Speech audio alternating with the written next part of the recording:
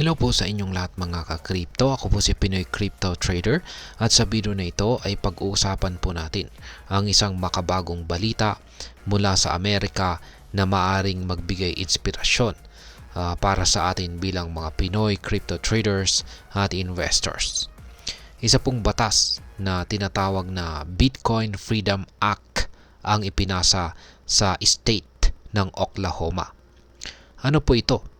Paano po ito gumagana at ano po ang maaring maging epekto nito sa atin.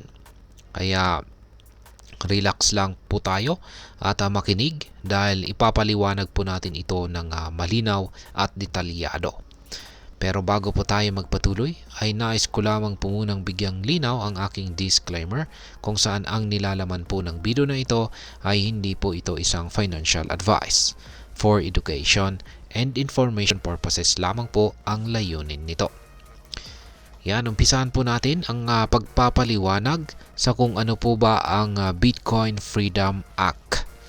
Yan, ang Bitcoin Freedom Act ay isang panukalang batas na inisponsor ni Senator Dusty Devers.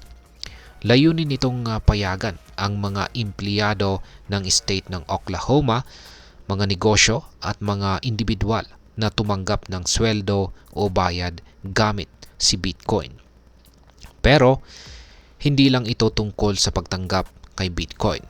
Ang batas na ito ay nagbibigay din ng oportunidad para sa mga tao na gumamit ng Bitcoin bilang alternatibo sa tradisyonal na pera tulad po ng US dollar. Ngayon ay paano naman po gumagana ang sistema ng Bitcoin payments. Yan, isa po sa mga pangunahing aspeto ng Bitcoin Freedom Act ay ang pagiging voluntary ng system. Hindi po sa pilitan ito. Kung gusto ng isang empleyado na tumanggap ng sweldo gamit sa pagitan po ni Bitcoin, kailangan lamang po nilang makipagkasundo sa kanilang employer. Ang halaga po ng Bitcoin ay maaring batay sa presyo nito sa market, sa simula ng pay period o sa aktwal na araw ng bayaran. Lahat po ng detalye ay dapat dokumentado sa isang electronic record. Para naman sa mga negosyo, maaari silang magdesisyon kung tatanggapin po nila si Bitcoin bilang bayad para sa kanilang mga produkto o serbisyo. Kaya't parehong may kalayaan ang empleyado at employer na pumili kung ano po ang mas angkop para sa kanila, Bitcoin, US dollars o kombinasyon ng dalawa. Ngayon ay ano naman po ang papel ng gobyerno ng Oklahoma? Ayan. Mayroon pong malaking papel ang gobyerno ng Oklahoma sa implementasyon ng batas na ito. Ang State Treasurer ang siyang mangunguna sa pagpili po ng digital asset firm na magpoproseso ng mga Bitcoin payments. Ayon po sa batas, dapat ay nakapili na po sila ng firm bago mag-January 1, 2026. Kaya yan, next year po yung palugit. Bukod dito, ang Oklahoma Tax Commission ay magbibigay po ng malinaw na gabay tungkol sa mga tax implications na pagtanggap kay Bitcoin bilang sweldo o bayad. Sa ganitong paraan, mas magiging maayos at transparent po ang sistema para sa lahat. Ngayon ay ano naman po ang layunin ng batas na ito? Ayon po kay Senator Dusty Devers, ang pangunahing layunin po ng Bitcoin Freedom Act ay protektahan ang kita ng mga tao mula sa epekto ng inflation. Alam naman natin na ang purchasing power ng US dollar ay patuloy na bumababa dahil po sa patuloy na pagprint ng pera. Kay Bitcoin na may limitadong supply, may potensyal po na mapanatili ang halaga ng pera ng isang tao sa mas matagal na panahon. Sinabi rin ni Senator Devers na si Bitcoin ay hindi na isang fringe financial asset. Unti-unti na po itong tinatanggap ng mainstream financial markets.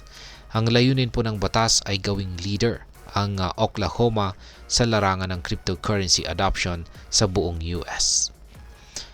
Ngayon ay ano naman po ang benepisyo para sa Oklahoma? Ang batas na ito ay naglalayong magbigay ng mas maraming pagpipilian para sa mga residente po ng Oklahoma. Hindi lang ito tungkol sa financial freedom, kundi pati na rin sa pag-akit ng mga negosyo na may kaugnayan sa cryptocurrency.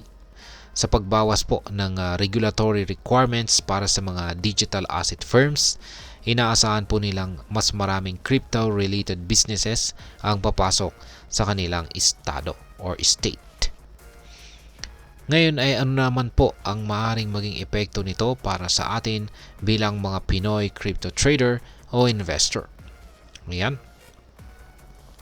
Kung tayo ay titingin sa potensyal na epekto nito sa atin bilang mga Pinoy crypto trader o investor, ito po ay maaaring magbigay ng inspirasyon sa ating gobyerno na pag-aralan din ang posibilidad ng Bitcoin adoption.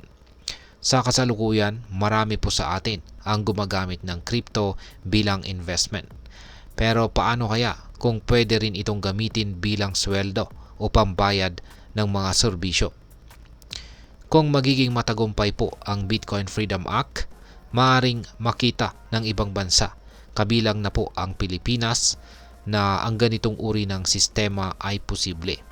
Maaaring magdulot po ito ng mas mataas na adoption rate para sa cryptocurrency dito sa bansa. Kaya, ayan. Ngayon ay ano naman po ang aking masasabi tungkol dito? Sa aking palagay, ang Bitcoin Freedom Act ay isang malaking hakbang patungo po sa malawakang pagtanggap ng cryptocurrency sa pang-araw-araw na buhay. Nakakatuwang makita na may mga state tulad ng Oklahoma na bukas sa mga bagong teknolohiya at ideya. Para sa atin dito sa Pilipinas, mahalaga na maging updated po tayo sa ganitong mga balita dahil maaring magkaroon ito ng domino effect sa buong mundo. Si Bitcoin ay hindi lamang isang investment. Ito rin ay maaring maging alternatibo sa traditional na financial system. Pero tandaan, tulad po ng anumang financial decision, mahalaga po ang edukasyon at pag-iingat. At ayan, hanggang dito na lamang po tayo sa video na ito mga ka-crypto. Sana po ay inyong nagustuhan ang aking paliwanag sa video na ito. Kung inyo po itong nagustuhan, pag-click lamang po ang like button nito. Marami pong salamat sa panonood. Ingat po tayo lagi at God bless po sa ating lahat.